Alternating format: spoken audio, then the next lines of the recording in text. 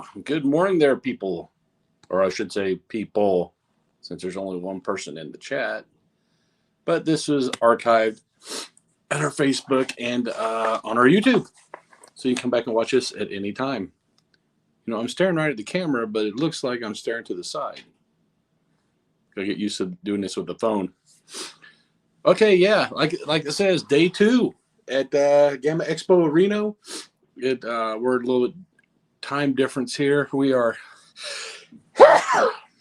excuse me, 9 o'clock, 8:55. The first panel I'm going to go to is going to be the probably 9:30 Asthma Day, which isn't on the schedule. I can show you here all this green. That's all the feature presenters, which mostly are game manufacturers trying to tell us about their wares.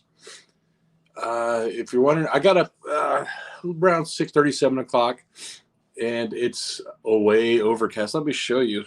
I don't know how well you can see through the window, but you know, mountain covered with snow, very overcast, very, kind of windy. You can see the waves on the pool, but that did not stop people from being in the hot tub. In fact, they just left. I just watched them walk in. I'm not sure what the temperature is outside, but I know yesterday it was below freezing. They were still out there playing. It's a heated pool, and of course the sauna's heated, the hot tub. Okay, let me just adjust this. I'm not much of a morning person, guys, so bear with me. There, we'll lock that in place. So yeah, yesterday we learned I learned quite a bit. There was a lot of good seminars. Let me go back and we'll just see some of them here. I mean, all the blue is just informational seminars. The problem was with travel. A couple of the ones I wanted to go to were canceled because people's flights were delayed. Some people's flights were even canceled. They got stuck in the airport. So yeah, the weather is really playing a number on travel this year. Not sure why they picked a place like Reno with that's not easy to get to. Plus, you have weather issues here in Reno. It's cold. The first year we came here to Reno, we flew out early. The people who flew out after us a lot of them got delayed. So weather always plays a factor coming into Reno in the winter. Yeah, the panels I went to yesterday, a lot of these panels, they don't change from year to year, but every once, they throw some new ones in every once in a while, and they're really informative. So, it's really worth it for us to come here. This year they added a couple panels on TikTok, so you can blame those guys for all the TikTok videos you're going to start seeing from me more. I apologize in advance for those. I'm sorry, but yeah, we learned how to use TikTok for marketing rather than just for funny little videos. Yeah, today, like I said, in the morning, there's a couple of informational, but I believe at 9:30 is going to be the big Asthma Day informational one that has not been put out. And I think I'm going to go to that. So I got half an hour to get it in the shower and get down there. It's just down right off the elevator, so it's not like I have to go clear across the resort. And you know what? You guys might even be talking to. I didn't have comments opened up. There we go. So yeah, you guys were talking to me. Sorry, I wasn't ignoring you. I just early. Ray. Wow, fancy. Hope you're doing well. It's a business convention, so I don't know about fancy. Oop, and I'm sorry for my finger coming in front of the camera. I'm trying to roll up the comments. Ernest. What city, state? Sorry, just showed up. Reno, Nevada, at the Peppermill Resort. I guess I should have put that out in the beginning. I put that out in the first video, but I take for granted that people watch all my videos. I hope you guys watch all my videos. Please watch all my videos. Okay. Yeah. So today, I mean, it's been the last in-person. GAMA was in 2020. I was there. That was right. It was in March. It was right before everybody started shutting things down for COVID. It was a really weird GAMA because a lot of people nobody really knew what to do in March. We were just kind of, playing it by ear. We never had a pandemic before. Some of the distributors pulled out of the show. A lot of people decided not to come. And I remember as soon as I landed back home, it seemed like the very next week, everything got shut down, man. So and it was like I said, it was a really weird atmosphere that year because people weren't sure what was going on. This year, they're doing a lot of precautions this year, even though we're, I believe, let's hope, we're on the downhill slope for COVID. You have to attend. You have to show them that you have been immunized, that you've got your shots. So you have to show that. And then Nevada does not have the mask mandate right now, but since it's their private event, and sorry about that, somebody's trying to call me. In any convention space, you have to wear a mask. So everybody's wearing their mask. So it's pretty safe until you walk like on the casino floor and everybody's down there smoking and drinking, no mask. So it is what it is. I can't fault the convention or the expo for being overly cautious. We lost enough stores due to the shutdowns during COVID. We don't need to lose any more for people getting sick. So yeah, after tonight, tomorrow I'll have a lot more information for you guys about some of the new things coming out. Oh, what I do want to tell you, Zia Comics was nominated for a couple of retailer awards. So I want to thank whoever did that, whoever nominated us. Thank you guys. We didn't win, unfortunately. We came really close.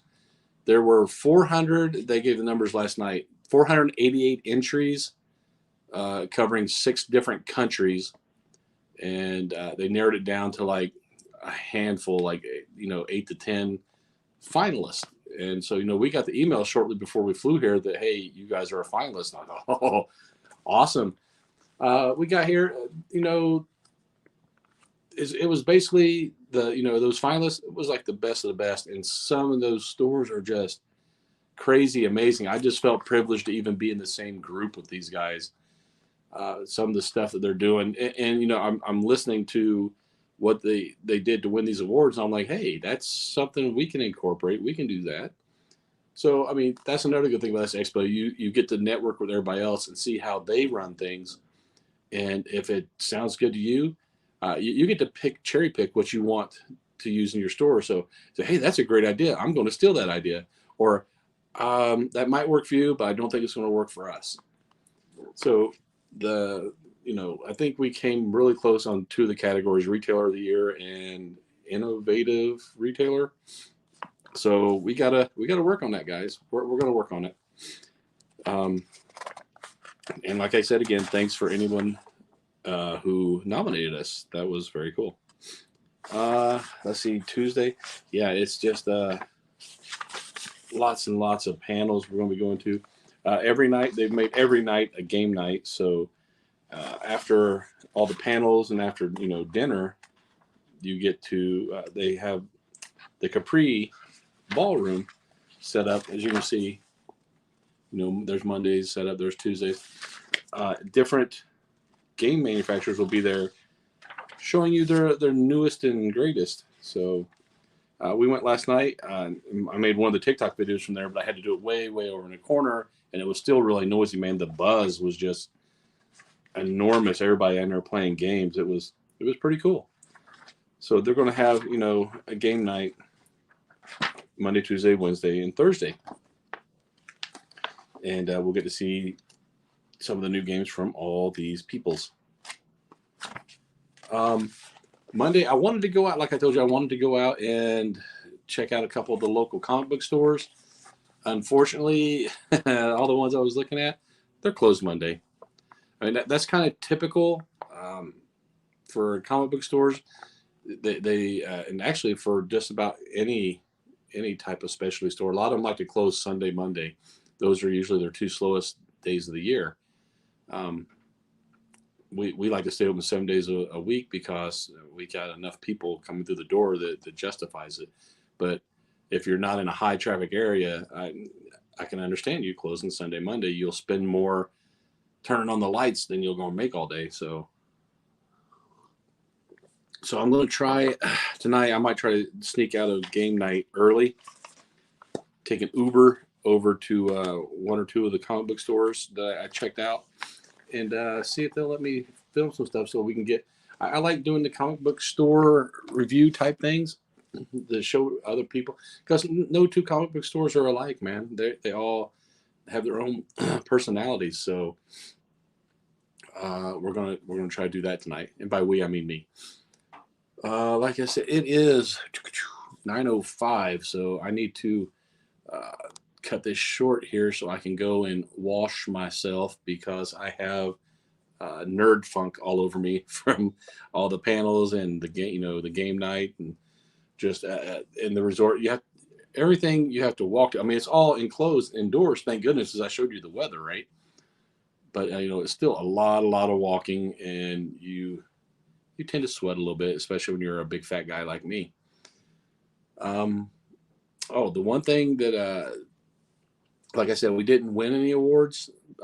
We were in the finalists, and I believe we came really close in a couple of them. But every time they mentioned us in one of those categories, they loved our mascot, man. Nobody knows what it is. They all think it's a raccoon or a fox, but it's not.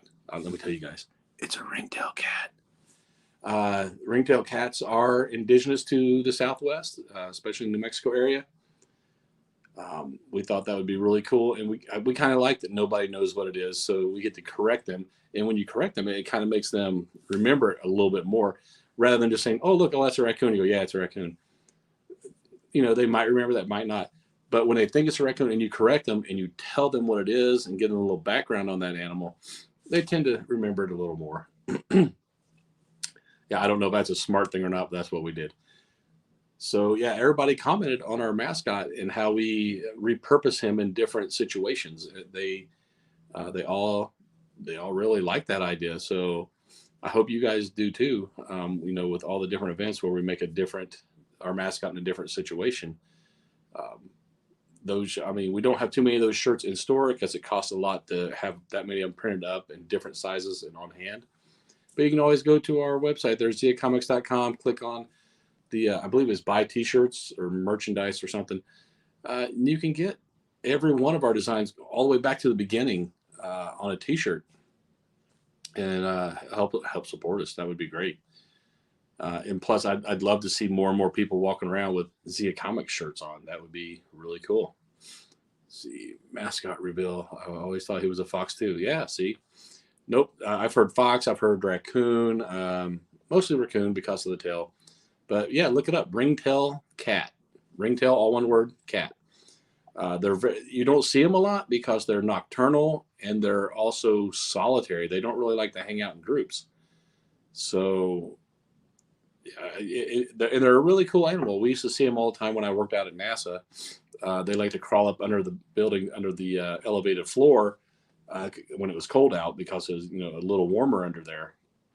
The problem was they also like to chew wires and pop up out of the floor and go through people's desks. So we had that problem too.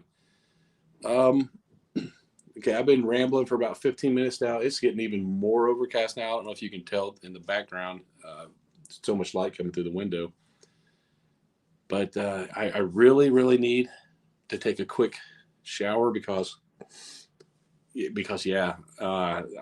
don't want to torture the other people around here. So I'm going to jump in the shower, guys. And if anything cool happens, I'll make sure to jump on through the day to give you updates. But I'm probably going to be busy in panels, so you might not see me until later tonight or early tomorrow morning again. So until you do see me again, later, nerds.